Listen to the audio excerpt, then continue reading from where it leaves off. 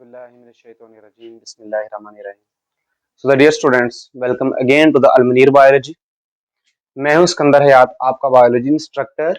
तो चलिए स्टार्ट करते हैं आज का अपना नेक्स्ट लेक्चर, जिसका नाम है बच्चों प्लाज्मा मेम्ब्रेन या सेल मेम्ब्रेन। ओके, तो सबसे पहली बात बच्चों, पिछले लेक्चर में हमने क्या किया था, सेल फ्रैक्शनेशन किया था। ओके, मतलब सेल को डेंसिटी की बेस पे हमने सेपरेट किया था। अब बच्चों जब हमने सेल को डेंसिटी की बेस पे सेपरेट किया था तो उसके लिए हमने क्या किया था, सेंट्रीफ्यूगेशन की थी।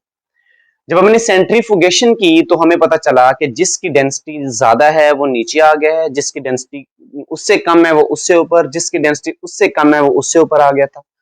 तो हमने एक रिजल्ट निकाला था और मैंने रिजल्ट में मैं आपको बताया था कि भाई जिसकी फॉर एग्जांपल माइटोकॉन्ड्रिया और एंडोप्लाज्मिक रेटिकुलम उनकी डेंसिटी ज्यादा थी तो वो सबसे नीचे आ गए थे। तो एक्चुअली हमने ये जो फ्रेगमेंट्स बनाए थे और उन फ्रेगमेंट्स में किसी एक जगह पे सेल मेम्ब्रेन भी आती है, मतलब सेल मेम्ब्रेन के जो सेगमेंट्स टूटे थे वो भी आते हैं। और बच्चों अगर आपको कहा जाए कि सेल मेम्ब्रेन आपने स्टडी करनी है तो आप उन फ्रेगमेंट्स में से एक सेल मेम्ब्रेन का फ्रेगमेंट निकालेंगे और उसको स्टडी करेंगे। तो आज का जो हमारा टॉपिक है वही इसी के बारे में है, प्लाज्मा मेम्ब्रेन और सेल मेम्ब्रेन के बारे में। ओके, सबसे पहली बात मैंने लिखा है प्लाज्मा मेम्ब्रेन या सेल मेम्ब्रेन, इसका मतलब कोई डिफरेंस नहीं है। प्लाज्मा मेम्ब्रेन को आप सेल मेम्ब्रेन भी कह सकते हो। मैं आपको कुछ समझाना चाहता हूँ। फॉर एग्जांपल मैं कहता हूँ ये एक सेल है, हियर इज अ सेल। अब सेल के सेंटर में ये न्यूक्लियस और न्यूक्लियस के इर्द गिर्द बच्चों क्या है, साइटोप्लाज्म। आप जानते हैं कि इस साइटोप्लाज्म का 90% क्या है, वाटर। 90% क्या है बच्चों, वाटर। हर ऑर्गेनेली अपना अलग काम कर रही है। ये देखिए भाई, फॉर एग्जांपल ये क्लोरोप्लास्ट है, ये राइबोसोम्स, सॉरी माइटोकॉन्ड्रिया, ये लाइसोसोम्स हैं, ये आपके पास बच्चों जी एंडोप्लाज्मिक रेटिकुलम है। चूंकि इस माइटोकॉन्ड्रिया का काम सेपरेट है, इसका काम है रिस्पायरेशन करना, सेम एज इट क्लोरोप्लास्ट का काम क्या है, फोटोसिंथेसिस करना। लाइसोसोम्स का काम क्या है, जिस सेल की डाइजेशन करना। तो एंडोप्लाज्मिक रेटिकुलम का अपना अलग काम है। तो कहने की बात यह है कि भाई अगर इनका अलग-अलग काम है तो फिर इनके अंदर एंजाइम्स भी अलग-अलग होंगे। तो मैं कहूंगा माइटोकॉन्ड्रिया के अंदर कोई सेपरेट एंजाइम्स हैं, क्लोरोप्लास्ट के अंदर सेपरेट एंजाइम्स हैं, इसी तरह जो है हमारे पास लाइसोसोम्स के अंदर सेपरेट एंजाइम्स है और इसके अंदर सेपरेट एंजाइम्स है। तो मैं फिर ये कहूंगा कि भाई आपको आपको ये जो माइटोकॉन्ड्रिया के एंजाइम्स इनको डिफरेंट रखना पड़ेगा, उनको अलग करना पड़ेगा। कहां से, फ्रॉम दिस साइटोप्लाज्म। आपको इस एंजाइम को, इन एंजाइम्स को सेपरेट रखना पड़ेगा इस साइटोप्लाज्म से। रीजन क्या है भाई, क्योंकि इसने अपना फंक्शन परफॉर्म करना है। हाँ, अगर परफॉर्म करना है तो उसको अपने एंजाइम सेपरेट रखना पड़ेंगे। बच्चों ये वाला क्लोरोप्लास्ट, इसके अंदर जो एंजाइम्स काम कर रहे हैं, फॉर एग्जांपल मैं कहता हूं रुबिस्को एंजाइम काम कर रहा है इसके अंदर, तो अगर वो रुबिस्को एंजाइम काम कर रहा है तो इसका मतलब वो साइटोप्लाज्म से आपको सेपरेट रखना पड़ेगा। तो अल्लाह पाक ने क्या किया है कि उन एंजाइम्स को सेपरेट रखने के लिए इर्द गिर्द में क्या लगा दी, ये मेम्ब्रेन्स। इसमें डबल मेम्ब्रेन लगा दिए, इसमें भी डबल मेम्ब्रेन है। अच्छा, ये लाइसोसोम के इर्द गिर्द सिंगल मेम्ब्रेन है। सेम एज इट न्यूक्लियस में देखो तो न्यूक्लियस के अंदर क्रोमोसोम्स है और क्रोमोसोम्स कहां पर पड़े हैं, यहां पर एक फ्लूइड है जिसको हम कहते हैं न्यूक्लियोप्लाज्म। तो इस न्यूक्लियोप्लाज्म को इस साइटोप्लाज्म से सेपरेट रखने हैं, तो इसीलिए अल्लाह पाक ने इसके इर्द गिर्द क्या लगा दी, डबल मेम्ब्रेन। तो अब मैं क्या कहूंगा, मैं कहूंगा कि एक तो वो मेम्ब्रेन है जो सेल के बाहर है, ये वाली सेल के बाहर मेम्ब्रेन, एक वो मेम्ब्रेन्स हैं जो हर ऑर्गेनेली के इर्द गिर्द है। अच्छा, तो बच्चों अब आप एक बात सोचें और आप कहेंगे कि सर ये है तो मेम्ब्रेन्स, ये भी मेम्ब्रेन है, ये भी मेम्ब्रेन, ये भी मेम्ब्रेन, लेकिन मैं अगर आपसे कहूं कि ये सारा मिलके क्या बना रहा है, तो आप कहेंगे सर सेल बना रहा है। अगर ये सारा सेल बना रहा है तो इसका मतलब इन सभी को इकट्ठा मैं कहूं तो मैं कह सकता हूं सेल मेम्ब्रेन्स। मतलब क्योंकि सेल की ही मेम्ब्रेन्स हैं, चाहे वो ऑर्गेनेली की मेम्ब्रेन है या वो एक्स्ट्रा आउटर बाउंड्री की मेम्ब्रेन है तो वो सेल की ही मेम्ब्रेन। अच्छा, अब जब मैंने कहा कि ये सारी सेल की मेम्ब्रेन है बच्चों, तो अब नेक्स्ट आ जाओ, जिसका मतलब हम इसको बाहर वाली बाउंड्री को हम सेल मेम्ब्रेन कह सकते हैं। ओके, अब नेक्स्ट अंदर आ जाओ तो हम कहते हैं जी ये प्लाज्मा मेम्ब्रेन क्या है। अब प्लाज्मा मेम्ब्रेन ये समझने वाली बात है। मैं आपसे कहता हूं कि भाई साइटोप्लाज्म तो एक ही है, ये वाला साइटोप्लाज्म जिसके अंदर ऑर्गेनेलीज है, इनको कवर करने वाली बाउंड्री को हम कह दिया है कि ये प्लाज्मा मेम्ब्रेन है। तो इसका मतलब ज्यादा अच्छा मेथड क्या है कि आप एक ही मेम्ब्रेन का नाम रखो, वो क्या है जी, वो प्लाज्मा मेम्ब्रेन है। क्यों भाई, क्यों? क्योंकि वो पूरे के पूरे साइटोप्लाज्म को कवर कर रहा है। अगर वो पूरे के पूरे साइटोप्लाज्म को कवर कर रहा है तो इसका मतलब उसको आप ज्यादा ऑथेंटिक वे से कहो कि आप कहेंगे सर प्लाज्मा मेम्ब्रेन। हाँ, आप सेल मेम्ब्रेन भी कहते तो गलत नहीं है, लेकिन प्लाज्मा मेम्ब्रेन ज्यादा ऑथेंटिक है। क्यों? क्योंकि वो एक साइटोप्लाज्म को कवर कर रहा है। जब आप सेल मेम्ब्रेन कहेंगे तो आपके जहन में ये भी आ सकती है, ये भी आ सकती है, ये भी आ सकती है, ये भी आ सकती है। तो इसका मतलब अब अगर आप कहें कि सेल मेम्ब्रेन, तो सेल मेम्ब्रेन के अंदर आपके पास क्लोरोप्लास्ट, माइटोकॉन्ड्रिया, गोल्जी प्लेटस सभी के मेम्ब्रेन जहन में आएंगे। लेकिन अगर आप कहें प्लाज्मा मेम्ब्रेन तो आपके जहन में सिर्फ वो एक्स्ट्रा आउटर बाउंड भी आनी चाहिए जो क्लोरोप्लास्ट के अंदर नहीं है, ठीक है, जो माइटोकॉन्ड्रिया के अंदर नहीं है, जो गोल्जी प्लेटस के अंदर नहीं है, जो एंडोप्लाज्मिक रेटिकुलम के अंदर नहीं है। तो कहने का मकसद क्या है कि हम आउटर बाउंड्री को आप जनरली सेल मेम्ब्रेन भी कह सकते हो और प्लाज्मा मेम्ब्रेन भी कह सकते हो। अच्छा, तो बच्चों ये तो हमारी थोड़ी सी डिस्क्रिप्शन थी कि हमने कहा सेल मेम्ब्रेन कहें या प्लाज्मा मेम्ब्रेन कहें, बात एक ही। ओके, अब नेक्स्ट मूव करते हैं। तो हम कहते हैं कि हमारे पास जो लिविंग ऑर्गेनिजम्स हैं, क्योंकि हम बायोलॉजी ये पढ़ रहे हैं, तो बायो में हम लिविंग ऑर्गेनिज्म से स्टार्ट करते हैं। तो आप कहेंगे सर हम आप हर दफा जो है ना वो लिविंग ऑर्गेनिज्म से स्टार्ट कर देते हैं। तो बच्चों क्यों ना मैं स्टार्ट करूं? क्यों? क्योंकि हम ऊपर से नीचे लेवल तक आते हैं। ओके, अब देखें, मैं कहता हूं प्लांट्स, एनिमल्स, फंजाई और बैक्टीरिया, इनमें से ये सारे क्या है? मल्टी सेलुलर, और ये बैक्टीरिया क्या है? यूनिसेलुलर। ओके, अब फॉर एग्जांपल मैं आपसे कहता हूं कि आप इसका भी एक सेल लो, एनिमल का, प्लांट का भी एक सेल लो, फंजाई का भी लो और बैक्टीरिया का भी लो। इसी तरह मैंने लिया बेटे, ये एनिमल का सेल है, ये प्लांट का सेल है, ये फंजाई का सेल है और ये क्या है? बैक्टीरिया का सेल। इसमें इसमें जो ब्लैक कलर है वो क्या शो कर रहा है? वो शो कर रहा है सेल मेम्ब्रेन को। तो बच्चों ये जो ब्लैक कलर ये शो कर रहा है सेल मेम्ब्रेन को, तो आप कहेंगे सर कि एनिमल सेल के अंदर आपने रेड कलर वाली आउटर बाउंड्री नहीं लगाई। तो बच्चों जो आउटर बाउंड्री है वो शो कर रही है सेल वॉल को।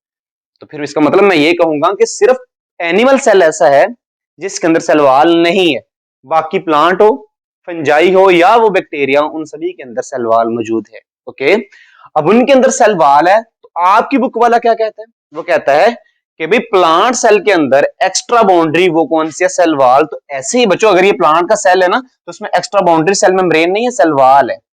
सेम एज इट वो कहता है जी आपके सॉरी ये एनिमल सेल के अंदर एक्स्ट्रा बाउंड्री क्या है? Cell membrane. तो चूंकि सेल वॉल तो है ही नहीं तो इसका मतलब एक्स्ट्रा बाउंड्री वाकई ही सेल मेम्ब्रेन है। ओके, लेकिन लॉजिकली देखा जाए तो हमें ये भी कहना चाहिए कि फंजाई और बैक्टीरिया चूंकि वो भी लिविंग है, उनमें भी एक्स्ट्रा बाउंड्री, सिर्फ प्लांट की नहीं, एनिमल फंजाई और बैक्टीरिया के अंदर भी एक्स्ट्रा बाउंड्री वो हमारे पास सेल वॉल ही है। तो बच्चों मैंने अभी तक आपको क्या बताया कि एनिमल सेल के अंदर एक्स्ट्रा बाउंड्री कौन सी है जी? वो प्लाज्मा मेम्ब्रेन ही है, उसके अंदर सेल वॉल नहीं है।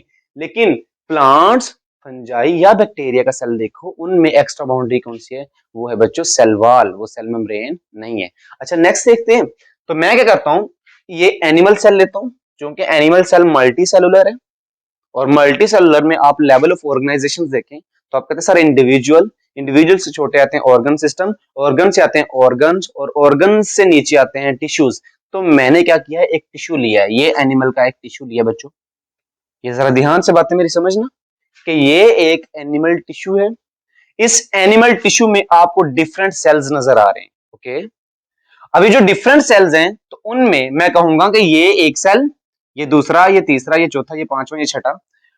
अब इन सेल्स में आप देखें कि तो अंदर ये न्यूक्लियस, ये साइटोप्लाज्म, ये न्यूक्लियस, ये साइटोप्लाज्म, ये न्यूक्लियस, ये साइटोप्लाज्म। तो जो सेल का अंदर वाला पार्ट है इसको हम कहेंगे इंट्रा सेलुलर पार्ट। क्या कहेंगे बेटा? इंट्रा मतलब सेल के अंदर, मींस सेल मेम्ब्रेन के अंदर वाला पोर्शन। और जो बाहर बाहर ये वाला जो सेल्स के दरमियान में है, सेल के अंदर नहीं, सेल के दरमियान वाला पोर्शन, उसको आप कहेंगे एक्स्ट्रा सेलुलर फ्लूइड या मटेरियल। तो कहने की बात ये है, समझने वाली बात ये बच्चों, कि मैं ये कहूंगा कि भाई सेल्स के इंटरनल साइड वहां पे साइटोप्लाज्म, एक्सटर्नल साइड जो है जिसको मैंने ये ब्लू कलर से शो किया, ये यहाँ पे कुछ ऐसा मटेरियल है, ठीक है, जो सेल्स को जोड़ रहा है और क्या बना रहा है? एक न्यूक्लियस बना रहा है। तो देखा जाए बेटे यहाँ पे क्या होता है? पानी, एक्स्ट्रा फ्लूइड्स भी होते हैं, प्रोटीन्स भी होते हैं, लिपिड्स की फॉर्म में भी होते हैं, लेकिन हमारा कंसर्न किससे? एक्चुअली पानी से। तो मैं कहूंगा सेल के बाहर क्या है? वाटर है। अगर मैं इसी सेल को ड्रा करूं तो मैं कुछ इसको इस तरह से ड्रा करता हूं भाई। अगर इनमें से एक सेल लें और एक सेल को आप ड्रा करके देखें। अच्छा बेटे ये एक सेल है। अब आप जानते हैं कि हर सेल के इर्द गिर्द क्या था? पानी।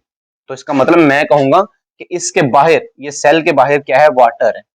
अब सेल के बाहर वाटर है, सेल के अंदर जाएं तो सेल के अंदर क्या है, 90% वो भी वाटर है। क्यों? क्योंकि ये न्यूक्लियस अगर, तो ये साइटोप्लाज्म, और साइटोप्लाज्म के अंदर भी 90% वाटर है। तो इसका मतलब मैं कहूंगा कि सेल के बाहर भी वाटर है और सेल के अंदर भी वाटर है, और दरमियान में क्या है, सिर्फ सेल मेम्ब्रेन। बात समझ में आ गई बच्चों मेरी?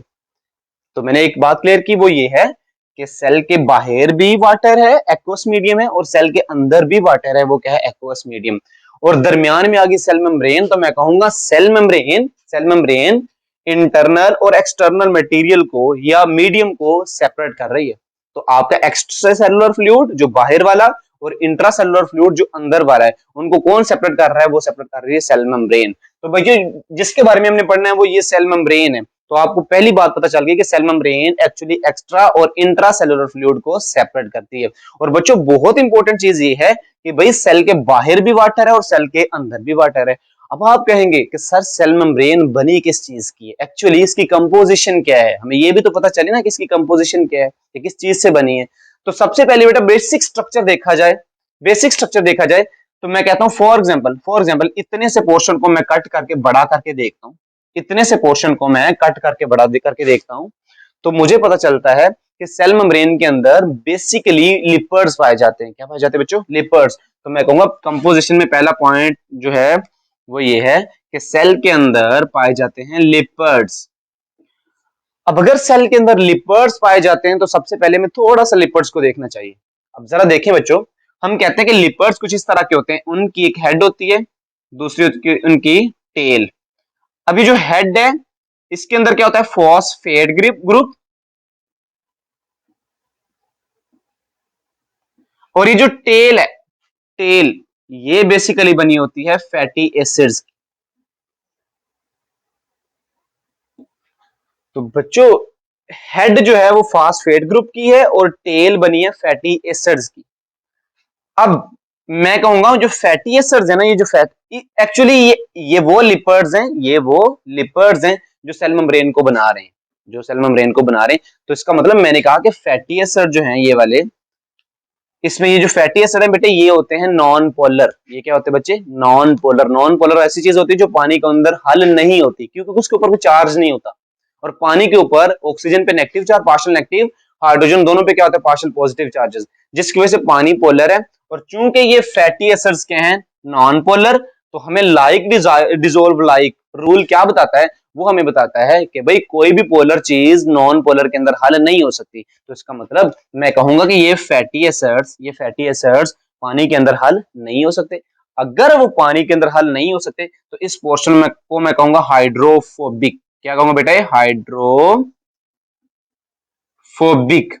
हाइड्रो का मतलब होता है वाटर, फोबिक का मतलब क्या होता है, वाटर को रिपेल करने वाला, जो वाटर को पसंद ना करे। क्यों ना करे? क्योंकि ये नॉन पोलर है और पानी क्या है, पोलर, इसकी वजह से ये पानी के अंदर हल नहीं होगा। लेकिन फास्फेट ग्रुप देखें तो उसके ऊपर पॉजिटिव और नेगेटिव चार्ज होते हैं। अब बच्चों जब चार्ज है तो इसका मतलब वो पोलर है, पानी भी पोलर है, तो इसका मतलब ये पानी के अंदर डिसॉल्व हो सकता है। तो इसका मतलब इसको मैं कहूंगा हाइड्रोफिलिक। हाइड्रोफिलिक मीन, हाइड्रो का मतलब वाटर, फिलिक मतलब होता है लविंग, पानी को चाहने वाला, मतलब पानी के अंदर हल होने वाला। तो मैंने एक आपको चीज क्लियर की कि जिन लिपर्ड से हमारी सेल मेम्ब्रेन बनी होती है, वो लिपर्ड्स अगर देखा जाए तो उनके अंदर क्या होता है, एक हेड होती है और एक क्या होती है, टेल। हेड जो होती है वो फास्फेट ग्रुप पे मुश्तमिल होती है, जिसकी वजह से हम कहते हैं कि ये पोलर है, और टेल जो है वो मुश्तमिल होती है बेटे एक फैटी एसिड्स पे। अब फैटी एसिड्स जो है, इसका मतलब क्या है कि फैटी एसिड नॉन पोलर है और वो पानी को हल नहीं करते, तो इनको हम कहेंगे हाइड्रोफोबिक, और हेड को कहेंगे हाइड्रोफिलिक। अब देखा जाए तो यहाँ पर लिपर्ड्स की दो लेयर्स हैं। अब बच्चों मैंने इनको, इन जो लिपर्ड्स को, इनको हम कहते हैं फॉस्फोलिपर्ड्स। अब मैंने इन फॉस्फोलिपर्ड्स को इस तरह अरेंज करना है कि जो इनका जो हाइड्रोफिलिक है, मतलब जो पोलर पोर्शन है वो पानी ही की तरफ आए, और जो हाइड्रोफोबिक है वो पानी से दूर रहे। क्यों? क्योंकि हाइड्रोफिलिक ही पानी के अंदर डिसॉल्व हो सकता है। लेकिन प्रॉब्लम यहाँ पे ये है कि ऊपर भी वाटर है, नीचे भी वाटर है।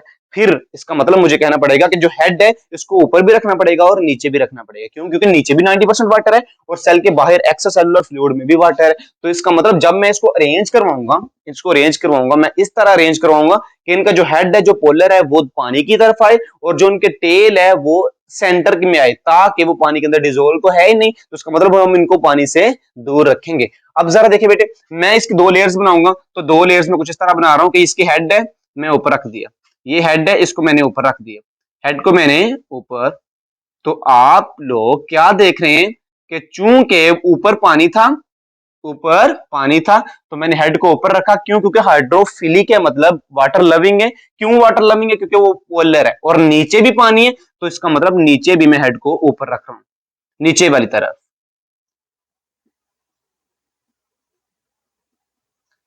ये बात बहुत समझने वाली। इसका मतलब आपने अपनी मर्जी से इनको अरेंज नहीं करवाना। हाँ, आपने लिपर्ड की दो लेयर्स बनाई, एक लेयर ये वाली है, दूसरी लेयर ये वाली है, लेकिन अपनी मर्जी से अरेंज नहीं करवाया। चूंकि ऊपर भी वाटर था तो हमने हेड को ऊपर रखा ताकि वाटर के अंदर डिजोल्व हो सके। नीचे भी वाटर था तो हमने हेड को ऊपर रखा ताकि वाटर के अंदर डिजोल्व हो सके। लेकिन ये जो पोर्शन जिसको हमने कहा था हाइड्रोफोबिक, ये जो हाइड्रोफोबिक पोर्शन है ये पानी के अंदर डिजोल्व नहीं होता, तो हमने इनको सेंटर में रखा। और बच्चों इनको पानी मिल भी नहीं रहा कहीं से। क्यों? क्योंकि इधर से वाला पोर्शन इसमें डिजोल्व है, उधर से पोर्शन वाला उधर उसमें डिजोल्व है, नीचे वाला सेंटर वाला पोर्शन वैसे ही पड़ा हुआ है। तो ये वो बेसिक अरेंजमेंट है जो हमें बताती है कि भाई लिपर्ड्स की बाई लेयर है, दो लेयर्स हैं। अब दो लेयर्स जो हैं वो इस तरह अरेंज हैं कि उनमें दोनों के हेड, एक का ऊपर तरफ हेड है, नीचे वाली का नीचे की तरफ हेड है, ठीक है, नीचे वाली लेयर का नीचे की तरफ हेड है, और जो उनकी टेल्स हैं वो सेंटर में आ रही हैं। और वो क्यों आ रही, मैंने उनको आपको लॉजिक बता दी है। ओके, अच्छा, अब आते हैं कि अभी तक हमारे जहन में सिर्फ ये की चीज है कि भाई हमारे पास जो सेल मेम्ब्रेन है वो बनी है लिपर्ड से, उसके अंदर और कोई चीज नहीं है। लेकिन बच्चों देखा जाए ना, एक फॉर एग्जांपल मैं आपसे कहता हूं कि भाई जो हमारे पैंक्रियाज है, पैंक्रियाज के सेल्स इंसुलिन खारिज करते हैं। अब इंसुलिन जो खारिज कर रहे हैं, इंसुलिन क्या है? प्रोटीन। तो इसका मतलब वो सेल प्रोटीन को खारिज कर रहे हैं। तो मैं यहाँ पे पॉइंट क्या लिखूंगा कि सेल को प्रोटीन खारिज करना पड़ रहा है। सेम एज इट, मैं आपसे कहूं कि प्लांट का सेल या तो पानी लेता है, किस लिए ले रहा है? ताकि वो टर्गर प्रेशर को मेंटेन कर सके, और इसी तरह पानी को वो खारिज भी करते हैं। थर्ड वन, मैं आपसे कहूं कि आपके जो नर्व सेल्स हैं वो सोडियम और पोटाशियम आयन के एक्सचेंज करते हैं। और उस अब मेरे जहन में एक बात आई कि भाई अगर ये सिर्फ लिपिड से बनी है तो हक तो यही बनता है कि ये सिर्फ लिपिड को आने दे और लिपिड को जाने दे। लेकिन पेंक्रियाज के सेल्स क्या कर रहे हैं? ट्रांसपोर्ट किसकी करवा रहे हैं? वो इंसुलिन की करवा रहे हैं, जो कि एक प्रोटीन है।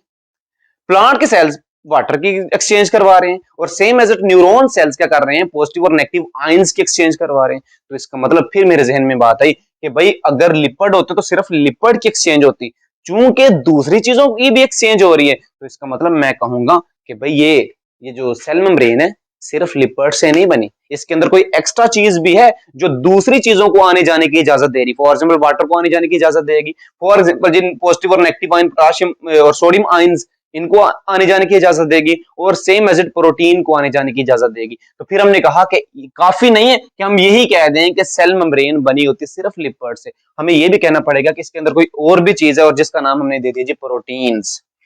तो इसका मतलब सेकेंड कंपोनेंट कौन सा है? वो है प्रोटीन। और किस बेस पे हम लगा रहे हैं?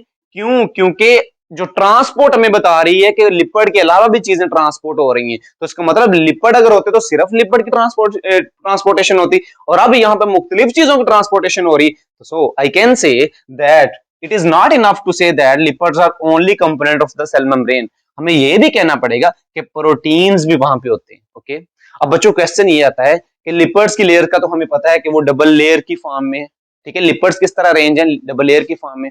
लेकिन प्रोटीन कैसे अरेंज? ठीक है, इसके को दो हमारे पास व्यूज आते हैं, दो मॉडल्स आते हैं कि हम बताते हैं कि भाई ये जो लिपिड्स चलो डबल लेयर की फॉर्म में, और प्रोटीन किस तरह अटैच है। ठीक है, तो एक मॉडल आता है जी यूनिट मेम्ब्रेन मॉडल।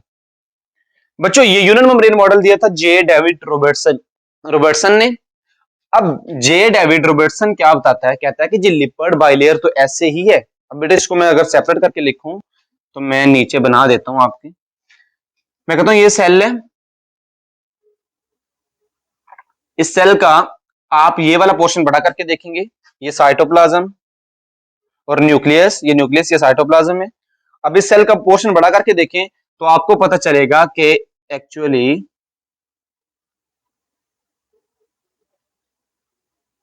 यहां पे लिपिड्स की वही बाइलेयर्स,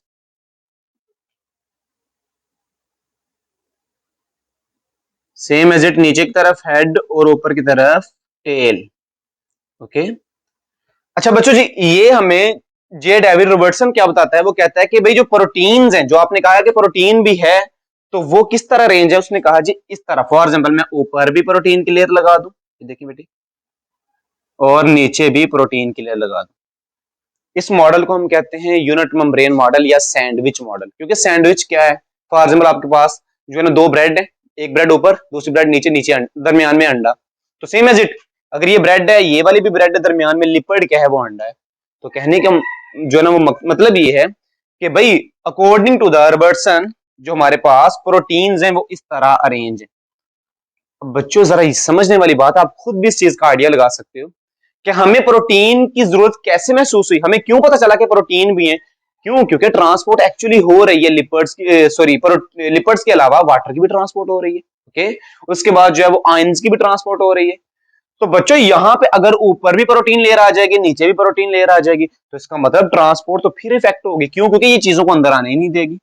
जब ये चीजों को अंदर नहीं आने देगी तो इसका मतलब हमारा मसला ट्रांसपोर्ट वाला तो वही रहा।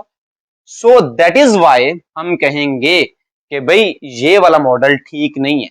मतलब हम ये तो कह रहे हैं कि लिपिड और प्रोटीन तो हैं, लेकिन जिस हिसाब से रॉबर्टसन ने बताया है कि प्रोटीन नीचे भी हैं और ऊपर भी हैं, ये वाला ठीक नहीं है। ओके। अच्छा, अब बच्चों इसका मतलब मैं फिर क्या कहूंगा रॉबर्टसन के मुताबिक, अब रॉबर्टसन के मुताबिक मैं ये कहूंगा कि इसने हमें ये बताया है कि proteins are present to the upper and lower side continuously. मतलब ये देखिए बेटे, कंटिन्यूसली है, ये कंटिन्यूसली ऊपर वाली साइड पे और नीचे वाली साइड पे। ओके। अच्छा, membrane looks like a sandwich. तो अब यहां तक जब हमने किया तो फिर हमें पता चला कि भाई ये प्रॉब्लम वही आ रहा है ट्रांसपोर्ट वाला, तो ये जो है ना वो मॉडल ये ठीक नहीं है, इसको रिजेक्ट कर दो। ओके। फिर बच्चे नेक्स्ट आता है मॉडल, वो आता है फ्लूइड मोज़ेक मॉडल, और उसने वो दिया था सिंगर एंड निकोलसन ने। अब उनके मुताबिक कंपोनेंट यही है, लिपिड और साथ में प्रोटीन्स।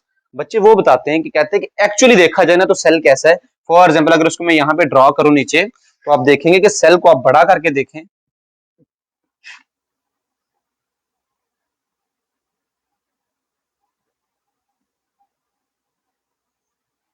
समझिए हमारी बात बच्चों, जरा ध्यान से देखना। तो यहाँ पे लिपिड की बाई लेयर, लिपिड की बाई लेयर,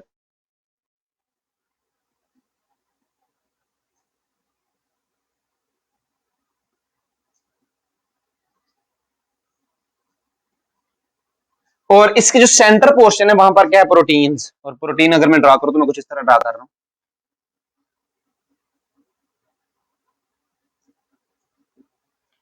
अच्छा, तो इसका मतलब है तो वही कंपोजिशन कि भाई लिपिड्स, हमने लिपिड ड्रा किए, और प्रोटीन्स, प्रोटीन हमने सेंटर में ड्रा किए, हमने ऊपर और नीचे ड्रा नहीं किए।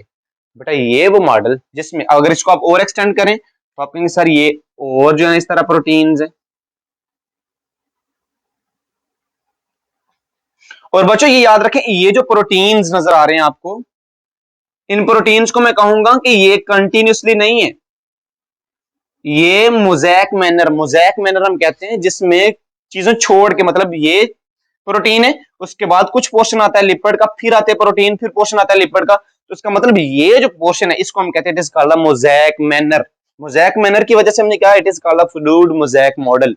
अब बच्चों फ्लूइड मोज़ेक मॉडल कहता है कि भाई लिपिड, अब जरा एक वो और बात इंपॉर्टेंट है, वो ये कहता है लिपिड दो तरह के होते हैं एक्चुअली। अगर इसको मैं ड्रा करूं तो मैं इसको आपको बताऊं, वो कहता है कि जो लिपर्स हैं, लिपर्स देखा जाए तो दो तरह के होते हैं, एक को हम कहते हैं फॉस्फोलिपर्स और दूसरे को हम कहते हैं कोलेस्ट्रोल। बच्चों ये वाले जो लिपर्ड्स हैं, ये वाले जिनकी हेड और टेल, इनको हम कहते हैं फास्फोलिपर्ड्स। तो ये फास्फोलिपर्ड, और इनके सेंटर में आपको यहां पे मिलेंगे, यहां पे ये देखिए, ये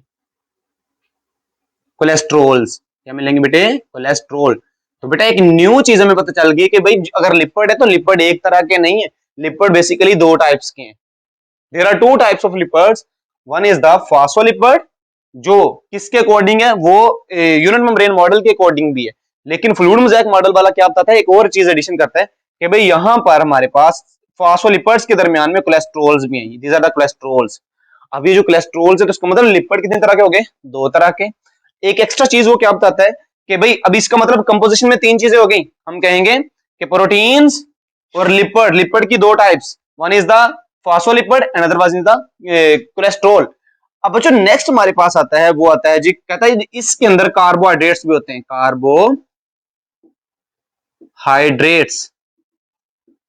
अब ये जो कार्बोहाइड्रेट्स हैं ये क्या है, समझने वाली बात है, ध्यान से देखो बच्चों। कार्बोहाइड्रेट्स बेसिकली देखा जाए तो अगर ये लिपिड है, अब आप जानते हैं कि कार्बोहाइड्रेट के अंदर क्या आता है, ग्लूकोज भी कार्बोहाइड्रेट के अंदर ही आता है। ओके, अच्छा मैं कहता हूं इन कार्बोहाइड्रेट के ऊपर मैं इस लिपिड के ऊपर मैं कार्बोहाइड्रेट का पोर्शन लगा देता हूं। सेम एज इट्स प्रोटीन के ऊपर मैं कार्बोहाइड्रेट का पोर्शन लगा देता हूं, फिर मैं इस प्रोटीन के ऊपर कार्बोहाइड्रेट का पोर्शन लगा देता हूं। अच्छा, तो अब इस पॉइंट पे आप देख रहे हैं ग्लूकोज और कार्बोहाइड्रेट आपस में मिल रहे हैं, तो इसको हम कहेंगे ग्लाइकोलिपिड। मतलब ये ग्लूकोज का पोर्शन जिसको हमने कहा कार्बोहाइड्रेट, और कार्बोहाइड्रेट अगर लिपिड से अटैच है तो उसको हम कहेंगे ग्लाइकोलिपिड। और सेम एज इट अगर वही किसके साथ अटैच है बेटे, प्रोटीन के साथ। मतलब अगर आपका कार्बोहाइड्रेट वो यहाँ पे प्रोटीन, इस पोर्शन में प्रोटीन के साथ अटैच है, तो उसको हम कहेंगे it is called the glycoproteins. तो हमने क्या कहा अभी तक, हमने जो चीजें देखी वो ये हैं कि भाई फ्लूइड मोज़ेक मॉडल चीजों की एडिशन करवा रहा है। एक तो वो आके अरेंजमेंट बता रहा है कि लिपर्ड्स के ऊपर जो प्रोटीन्स है वो कॉन्स्टेंटली नहीं है, वो कंटिन्यूसली नहीं है। एक्चुअली होता है क्या है कि इनके दरमियान में कहीं कहीं जगह पर प्रोटीन्स पड़े होते हैं, जिसको हम कहते हैं it is called the mosaic manner. और इसीलिए इसीलिए इस मॉडल को हम कह देते हैं it is called the fluid mosaic model. और बच्चों ये फ्लूइड मोज़ेक मॉडल के साथ एडिशन उसने क्या की जी, कि भाई जो लिपर्ड्स हैं वो एक तरह के नहीं, वो दो तरह के, एक तो फास्फोलिपिड्स और दूसरे साथ में कोलेस्ट्रोल्स भी हैं। सेम एज उसने कहा कार्बोहाइड्रेट्स भी होते हैं, और कार्बोहाइड्रेट भी दो फॉर्म्स में पाए जाते हैं, टू फॉर्म्स में। और वो कौन कौन से भी, एक तो वो लिपिड के साथ अटैच है तो उसको हम कहेंगे ग्लाइकोलिपिड, और अगर वो प्रोटीन के साथ अटैच है तो उनको हम कहेंगे these are called the glycoproteins. बच्चों अब यहां तक हमारा जो है ना वो टॉपिक खत्म हो गया, लेकिन आपकी बुक वाला साथ में एक छोटी सी बात लिखता है। वो कहता है कि अगर तो लिपिड्स जो हैं वो तो इजीली गुजर जाएंगे। क्यों गुजरेंगे? क्यों? क्योंकि ज्यादातर पोर्शन किसका है, लिपिड का, तो वो तो लिपिड इजीली गुजर जाएंगे। लेकिन ऐसी चीजें जो नहीं गुजर रही, फॉर एग्जांपल वाटर या आयंस वगैरह, उनके लिए हमारे पास होते हैं छोटे छोटे पोर्स। और बेटा वो जो पोर्स हैं वो एक्चुअली ये प्रोटीन्स के अंदर ये वाले पोर्स हैं जो कि अलाउ कर रहे हैं ताकि पानी और आयंस मूव कर सकें। ओके, तो आपको एक बात समझ आ गई कि अभी तक हमने क्या देखा, कि जो हमने बेटे कोई चीज डायरेक्टली नहीं देखी, हमने नीड के अकॉर्डिंग देखा। तो सबसे पहले हमने देखा कि लिपिड की अरेंजमेंट इस तरह क्यों है, और एक्चुअली हमने उसका हेड ऊपर क्यों नहीं रखा, सॉरी दर सेंटर में हेड क्यों नहीं रखे, टेल्स उनके ऊपर नीचे क्यों नहीं रखी। फिर हमने देखा कि भाई रखने के बावजूद फिर ये हमें क्यों जरूरत महसूस हुई कि भाई प्रोटीन भी होने चाहिए। क्यों? क्योंकि ट्रांसपोर्ट लिपिड्स के अलावा भी किसी चीजों की हो रही थी। अच्छा, उसके बाद फिर हमने कहा कि प्रोटीन चले आ गए, तो हमारे पास दो मॉडल आते हैं प्रोटीन की अरेंजमेंट के मुताबिक। और वो कौन कौन से आते हैं, एक यूनिट मेम्ब्रेन मॉडल जो रॉबर्टसन देता है, और उसके मुताबिक क्या है जी, लिपिड्स के ऊपर जो प्रोटीन है वो कंटिन्यूसली है। ओके, और उसके अकॉर्डिंगली फिर वही प्रॉब्लम बढ़ रहा है। क्या प्रॉब्लम बढ़ रहा है कि भाई वो ट्रांसपोर्ट तो फिर इफेक्ट हो रही है, क्योंकि ऊपर भी प्रोटीन नीचे भी प्रोटीन, चीजें तो फिर नहीं मूव कर सकेंगे। तो इसलिए फिर इस मॉडल को हमने रिजेक्ट कर दिया था। और उसके बाद जो नया मॉडल आया वो क्या है जी बेटा, वो आया फ्लूइड मोज़ेक मॉडल। हाँ, कंपोनेंट्स वही हैं, कंपोनेंट्स वही हैं, कुछ चीजें एडिशन की उसने, और साथ में कंपोनेंट्स तो वही, लेकिन उसने कहा कि ये कंटिन्यूसली नहीं होते बल्कि एक मोज़ेक मैनर में होते हैं। तो बच्चों आपकी बुक के अकॉर्डिंग अगर देखा जाए तो जो लिपिड्स हैं, लिपिड्स वो होते हैं 20 से 40%। प्रोटीन्स जो देखा जाए तो वो होते हैं हमारे पास 40 से 60 से 80%। और उसके बाद देखा जाए बेटा जो कार्बोहाइड्रेट्स होते हैं, कार्बोहाइड्रेट्स वो स्मॉल अमाउंट होती है, स्मॉल अमाउंट कार्बोहाइड्रेट्स की। और वो कार्बोहाइड्रेट मैंने आपको बताया दो फॉर्म में पाए जाते हैं, वो कौन कौन सी जी? वो पाए जाते हैं जी या तो ग्लाइकोलिपिड की फॉर्म में या ग्लाइकोप्रोटीन की फॉर्म में। और लिपिड्स भी फिर मैंने आपको बताया दो तरह के होते हैं, या तो वो कोलेस्ट्रॉल की फॉर्म में होते हैं या फिर वो होते हैं फास्फोलिपिड्स की फॉर्म में। मेजरली देखा जाए तो फास्फोलिपिड की फॉर्म में ही होते हैं, लेकिन स्मॉल अमाउंट में कोलेस्ट्रॉल की फॉर्म में भी पाए जाते हैं। कोई मुश्किल बात है तो बताओ जरा मुझे बच्चों। इंशाल्लाह मिलते हैं नेक्स्ट लेक्चर में, तब तक के लिए अल्लाह।